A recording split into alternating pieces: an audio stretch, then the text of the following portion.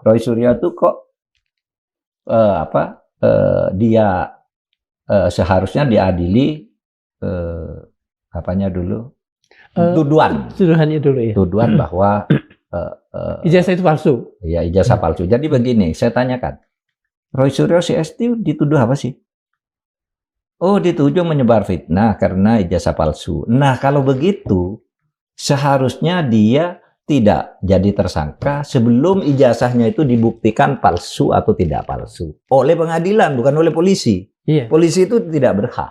Polisi mengumpulkan barang bukti, alat bukti, lalu disampaikan ke hakim, lalu hakim lihat yang mana bukti yang benar, tidak, lalu disimpulkan, oh ini ijazahnya asli, IT. Baru Roy Suryo itu boleh dimajukan ke pengadilan. Tapi sekarang ijazahnya belum. Yeah. Itu kan pendapat saya, pendapat Pak Jimli juga. Pak Jimli, Pak Hipnu Nugroho, guru besar hukum pidana, Pak Susno Duaji, mantan Kabar Eskrim, sama. Harusnya dia dituduh memfitnah. Kenapa langsung tersangka sebelum ijazahnya itu dinyatakan asli atau palsu? Nah, oleh sebab itu menurut saya ini prosedurnya agak aneh. Ya kan? Nah, oleh sebab itu tinggal keberanian pengadilan, kejaksaan nih nanti. Kejaksaan nanti kan sudah polisi nyidik, lalu diserahkan ke sana di P21. P21 ya. Bisa dikembalikan. Ini harus dibuktikan dulu dong. Nggak layak nih, bagaimana Anda melakukan jumping dari sesuatu, ya kan? Iya. Nuntut ini, tapi ini buktinya nggak ada di sini. Harus dibuktikan di sini dulu sehingga masuk ke sini. Satu. Betul. Kalau misalnya masyarakat ragu juga dengan kejaksaan, hakim dong nanti yang mengatakan. Jaksa pengacaranya memulai, kuasa hukumnya memulai dengan eksepsi bahwa ini belum layak dibawa ke pengadilan. Nah, kalau hakim menyatakan enggak, sudah layak, tapi mari dibuktikan di sidang ini. Nah, bisa dibuktikan dulu sebelum pembuktian tentang fitnah, iya kan? Betul. Sebelum fitnah dan sebagainya, pencemaran nama baik, buktikan dulu. Kalau ini sudah terbukti asli atau tidak asli, risiko kan? Yeah. Oh, ini asli ternyata, gitu. Ini diteruskan nih fitnah dan ininya. Kalau ini ternyata tidak asli, kan tidak boleh langsung ke situ, tidak akan terbukti. Adakah mekanisme dalam hukum untuk menganulasi posisi atau status keterdakwaan 8 orang ini? Sekarang tersangka.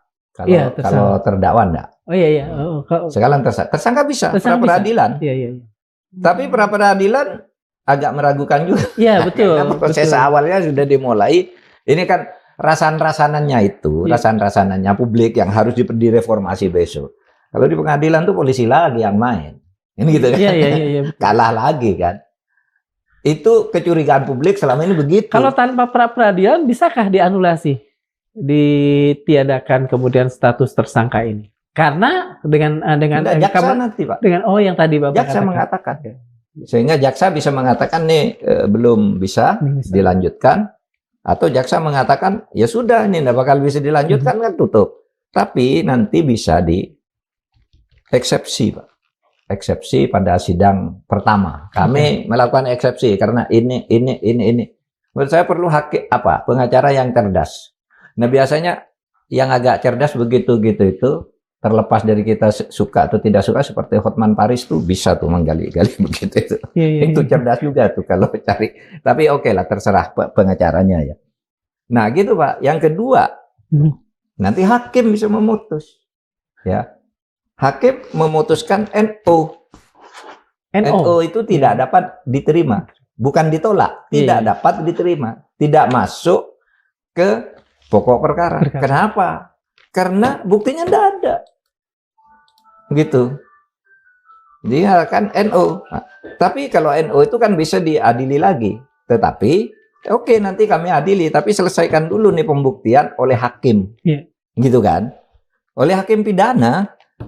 Apa hakim pidana? Bukan peradilan lain. Ada yang keliru. Itu Pak Mahfud bilang diadili dulu perdata PT UN. Enggak, saya sudah bilang perdata PT UN enggak bisa. Peradilan pidana yang lain. Perkara baru. Khusus untuk keaslian ijazah. Atau pengadilan itu memulai dulu ya. Buktikan dulu bahwa ijazahnya asli atau tidak asli, baru. Nah, ini baru fair pengadilan ya. Baru fair pengadilan. Roy Suryo nanti bisa dihukum karena UGM punya, kami punya aslinya. Kami punya dokumen, Pak Jokowi punya aslinya. Nanti tunjukkan di situ di pengadilan secara terbuka. Baru Roy Suryo CS harus bisa membuktikan bahwa itu tidak. Kalau tidak bisa harus siap masuk penjara, kan gitu.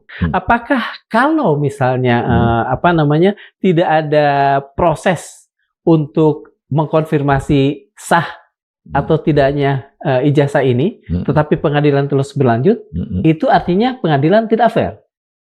Ya mestinya tidak fair kalau memang tidak ada pembuktian lebih dulu terhadap itu. Mestinya tidak fair dong. Tetapi Anda tahu, putusan pengadilan itu fair atau tidak fair itu mengikat.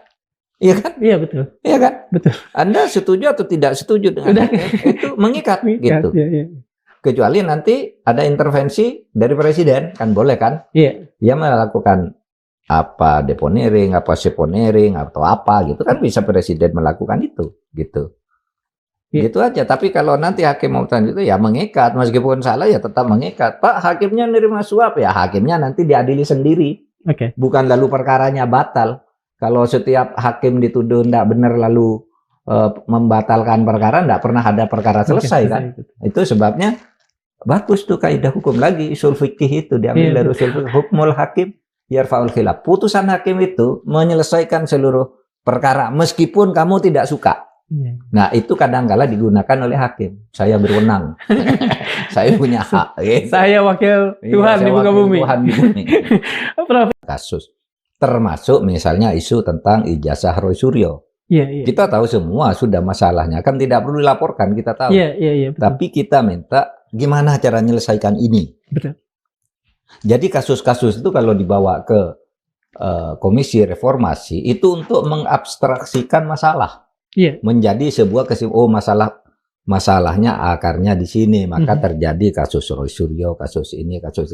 Kalau kita dengar semua gitu.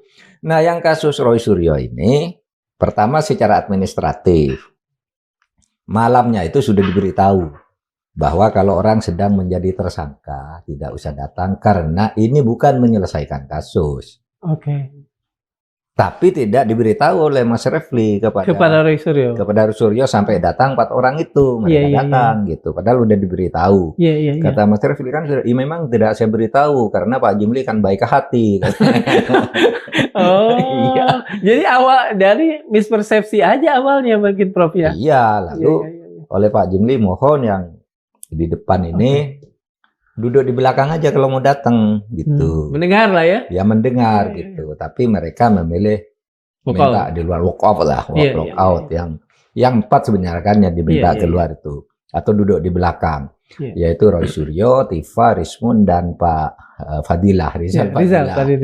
Mereka minta keluar sesudah ngasihkan buku itu. Lalu yang mendampingi minta keluar juga. Ada Mas Edi Mulyadi, Pak Rajasa, Refli Rajasa belum datang. Said Didu belum datang juga ketika insiden itu terjadi. Ya sudah, kita berjalan lancar. Jadi kita tetap Mas Darmawan menunggu masukan dari masyarakat, tapi minta solusinya. Kalau masalah kasus-kasus gitu, tempatnya bukan di tim reformasi, itu langsung ke polisi aja. Gitu kan? Itu kan sudah ada prosedurnya. Nah, dalam situasi begini, polisi juga hati-hati. Kalau ada laporan, itu mesti diproses hati-hati karena sedang ada tim reformasi kan gitu. Banyak yang sudah mulai beraksi, mulai berbenah diri lah polisinya. Kalau begitu clear, Prof. Apa yang kami dapatkan di pemberitaan, kemudian kami juga mendapatkan sisi yang lain dari katakan saja pelapor. Kemudian saat ini kami juga mendapat versi dari Prof dan teman-teman Medilog setelah mendengar semua ini, saya kira kalau dalam jurnalisme ada yang dikatakan cover both side, maka kami sudah melakukan itu dan teman-teman di rumah sudah bisa mencerna dari kedua sisi. Nah, kita kehalang